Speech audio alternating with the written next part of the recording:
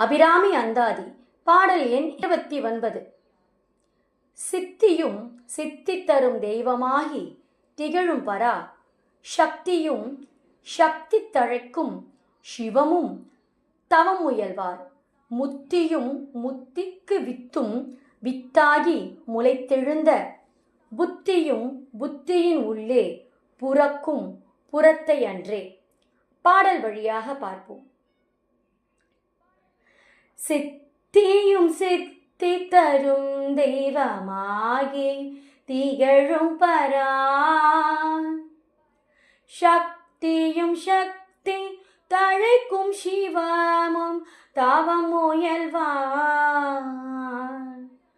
முத்தியும் முத்திக்கு வித்தும் வித்தாகி முளைத்தெழுந்த புத்தியும் புத்தியின் உள்ளே புறக்கும் புறத்தையன்றே.